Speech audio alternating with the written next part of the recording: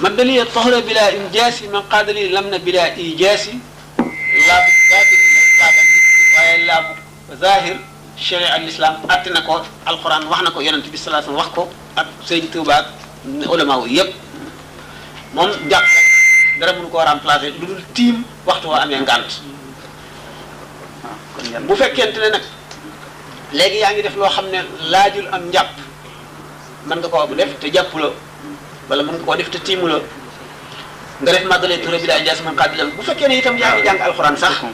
te amee nga njàpp itam laab nga ci zahir waaye mën nga bañ a laab ci baatin mën ngaa laab ci zahir te doo laab ci baatin kon nga ànd ak njàpp it teewul nga war a wax màggalee tura bi daay jaas man xaadilam bi daay ndax laabu baatin la laabu baatin mooy tax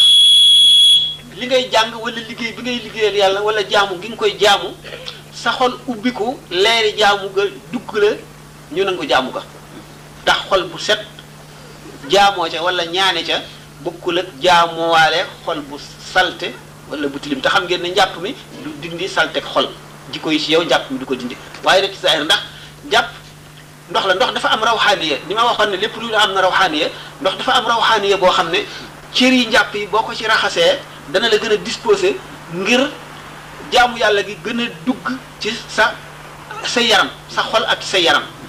loolu moo tax ni nga xamee ne jublu penku bi nit ñu ko sante jublu penku dafa am rawxaaniya xam nga ne boo dee ñaan sax nga jublu sowu nga ñaan jublu penku moo gën a nangu ndax kaa rawxaaniya kaaba gi naka noonu bu fekkee ne yaa ngi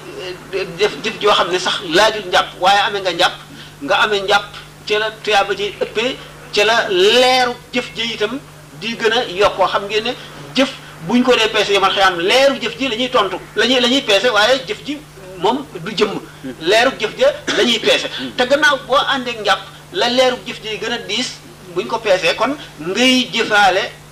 am njàpp moo gën waaye leeru zahir gi moom la njàpp mi indi leeru baatin gi maanaam sa xol bi moom li nga xam ne moo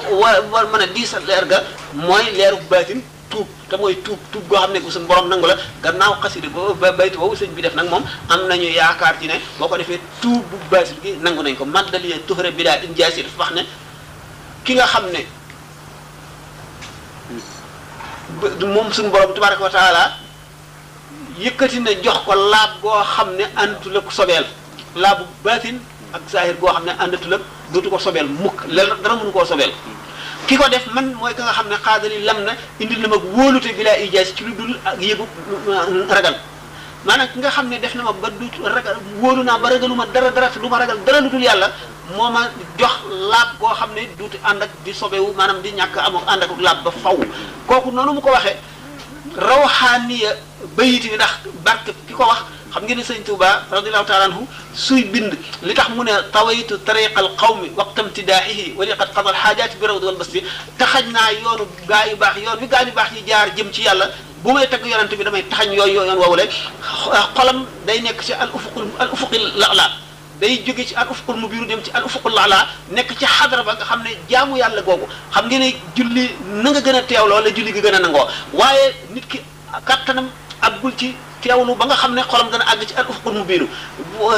waaye bu demee nag ba àgg ci al ufuqul la'la foofa lam fa bind niroot rawxaaniya ba cay nekk nirootul ak leneen loolu moo tax ngay ñaane ñaan goo xam ne waaju baax a ko sos mel na yonent bi sallallahu wala ñaanub diw ñuy ñaane ñaanub diw wala ngay ñaane xasida yi nga xam ne sëñ Tuubaa daf cee ñaan wala nga ciy musloo loolu naka noonu itam kon maddali tuxra bi laa ijaasi man xaadi lamin bi di ay jaasi rawxaani bi nga xam ne moom la am te rawxaani bi jëm ci laabal ak ñemeel